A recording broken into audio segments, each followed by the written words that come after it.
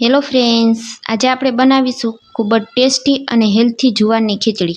આ ખીચડી ઘરમાં નાના બાળકોથી લઈ વડીલો સુધી બધાને ખૂબ જ પસંદ આવશે. આ ખીચડી ખૂબ જ ઝડપથી વજન ઘટાડે છે અને ગ્લુટેન ફ્રી હોવાથી ડાયાબિટીસ પેશન્ટ પણ પેટ ભરીને ખાઈ શકે છે. ખીચડી બનાવવા માટે સૌથી પહેલાં આપણે એક વાટકી જુવાર લઈ લેશું. આ વાટકી 1 કપના માપની છે, તો તમે 1 કપ પણ લઈ શકો છો.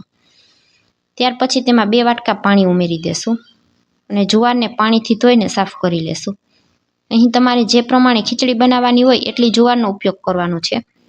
હાથેથી ઘસી અને આ રીતે જુવારને આપણે સાફ કરી લેશું. હવે જુવારનું બધું જ પાણી આપણે નિતાળીને કાઢી નાખશું. ત્યાર પછી જુવારને પલાળવા માટે ફરી પાછું ચોખ્ખું પાણી ઉમેરી દેશું.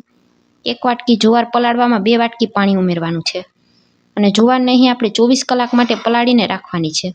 તેમાં ચપટી એવું મીઠું ઉમેરી દેશું, જેથી કરી અને ખીચડી ખાતી સમયે જુવારના દાણા મોળા નહીં લાગે. ત્યાર પછી તેમાં અડધો કપ જેટલા સિંગદાણા ઉમેરી દેશું. ખીચડીમાં સિંગદાણાનો સ્વાદ ખૂબ જ સરસ લાગે છે, તો તેને પણ જુવારની સાથે જ પલાળી દેવાના છે.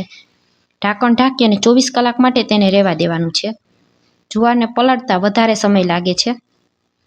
24 કલાક પછી સિંગદાણા આપણે એકદમ સરસ પલળી અને આ રીતે ફૂલી ગયા છે. તો હવે તેને જુવારમાંથી બહાર કાઢી લેશું અને જુવાર પણ આપણી એકદમ સરસ ફૂલી ગઈ છે.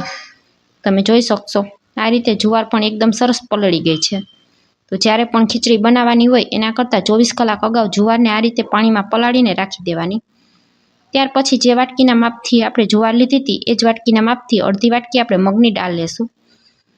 સિંગદાણાને આપણે આ રીતે બહાર કાઢી લીધા છે. ત્યાર પછી એક ડુંગળીને આ રીતે મોટી મોટી સુધારી લીધી છે અને ટમેટાને પણ એ જ રીતે સમારી લીધું છે. આટલી તૈયારી કરી અને પછી આપણે ખીચડી વઘારીશું. 1 કપ જેટલી પાલકને પણ સમારી લીધી છે. 2 લીલા મરચાં સમારી લીધા છે.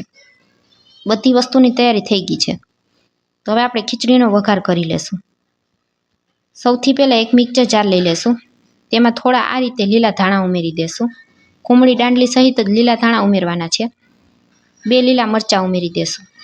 4 કળી લસણની ઉમેરી દેશું અને 1 ટુકડો આદુનો ઉમેરી દેશું.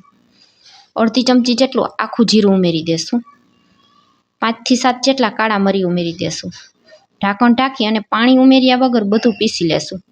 તો આ રીતનું આપણું અધકચરી પેસ્ટ તૈયાર થઈ જશે. તેને એક વાટકીમાં કાઢી લેશું. આ પેસ્ટને ખીચડીમાં ઉમેરવાથી ખીચડીનો સ્વાદ એકદમ સરસ બમણો થઈ જશે. હવે કુકરમાં 1 ચમચી ઘી ઉમેરીશું. ખીચડીમાં ઘીનો સ્વાદ ખૂબ સરસ આવે છે, તો 1 ચમચી ચોક્કસથી ઉમેરવાનું. 2 ચમચી તેલ ઉમેરી દેશું. તેલ ગરમ થઈ જાય ત્યાં સુધી આપણે તેને થવા દેશું. ત્યાર પછી તેમાં અડધી ચમચી રાઈ ઉમેરીશું. રાઈ એકદમ સરસ ફૂટી જાય એટલે અડધી ચમચી જીરું ઉમેરીશું. 5 ચમચી હિંગ ઉમેરીશું. તૈયાર કરેલી પેસ્ટ ઉમેરીશું. મીઠા લીમડાના પાન ઉમેરીશું. બધી વસ્તુને તેલ સાથે સાંતળી લેશું. ત્યાર પછી સમારીને રાખેલી ડુંગળી ઉમેરી દેશું અને તેને પણ 1 મિનિટ સુધી તેલમાં સંતળાવા દેશું. ચમચાથી આ રીતે હલાવી લેશું. ત્યાર પછી ટમેટાં સમારેલા હતા તેને ઉમેરી દેશું. લીલા મરચાં ઉમેરી દેશું. સિંગદાણાને ઉમેરી દેશું. બધી વસ્તુ આ રીતે એકી સાથે ઉમેરી દેવાની છે અને ચમચાથી ફરી પાછું તેને હલાવી લેશું. અહીં તમને શાકભાજીમાં જે પણ શાક પસંદ હોય તે તમે લઈ શકો છો. લીલા વટાણા, ગાજર કે પછી કોબીનો પણ ઉપયોગ કરી શકાય છે. આ ખીચડી બાળકોને પણ ખૂબ જ ભાવશે અને તમે બાળકોને આ રીતે સહેલાઈથી બધા શાકભાજી ખવડાવી શકશો. ખીચડીમાં બધું ચડી અને એકદમ સરસ એકરસ થઈ જશે. ત્યાર પછી આપણે તેમાં જુવાર ઉમેરી દેશું અને અડધી વાટકી મગની દાળ લીધેલી હતી તેને પાણીથી ધોઈને ઉમેરી દેશું. મગની દાળ ઉમેરવાથી આપણી ખીચડી પ્રોટીનથી ભરપૂર બનશે અને મગની દાળ પચવામાં પણ ખૂબ જ હળવી હોય છે. તો તમે આ ખીચડી સાંજ માટે બનાવી અને જમી શકો છો. પચવામાં ખૂબ જ હળવી હોય છે. હવે જે 1 વાટકો આપણે પાલક લીધી હતી તેને ધોઈને ઉમેરી દેશું. આ રીતે બાળકોને તમારે જે પણ શાકભાજી ખવડાવવા હોય તે ખીચડીમાં ઉમેરી અને આરામથી બાળકો ખાઈ લેશે. એને ખબર પણ નહીં પડે કે આમાં શું ઉમેરેલું છે. ફરી પાછું આપણે ચમચાથી બધું મિક્સ કરી લેશું. બધી વસ્તુ એકદમ સરસ મિક્સ થઈ જાય ત્યાં સુધી આપણે તેને હલાવી લેશું અને 1 મિનિટ સુધી બધું તેલમાં આ રીતે સંતળાવા દેશું. ત્યાર પછી સ્વાદ અનુસાર મીઠું ઉમેરીશું. ચપટી જેવી હળદર ઉમેરીશું.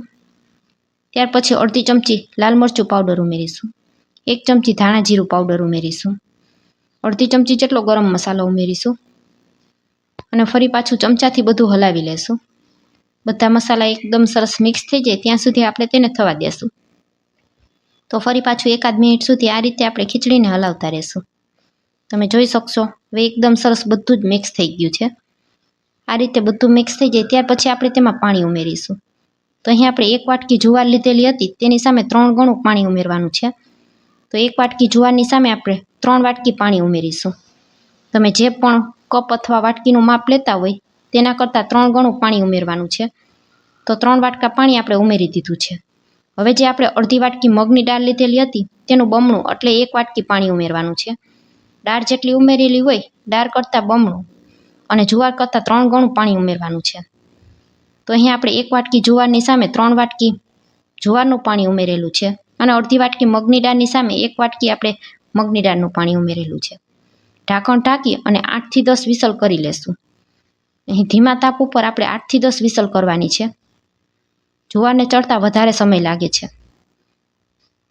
કુકરમાંથી બધી વરાળ નીકળી જાય ત્યાર પછી આપણે ઢાંકણ ખોલી અને ખીચડીને જોઈ લેશું. તો તમે જોઈ શકશો એકદમ સરસ ખીચડી ચડી અને આ રીતે એકરસ થઈ ગઈ છે. તો આ વાતનું ખાસ ધ્યાન રાખવાનું છે. જુવારને અહીં આપણે 8 થી 10 વિસલ થાય ત્યાં સુધી થવા દેવાની છે. ગરમા ગરમ ખીચડીને સર્વ કરશું.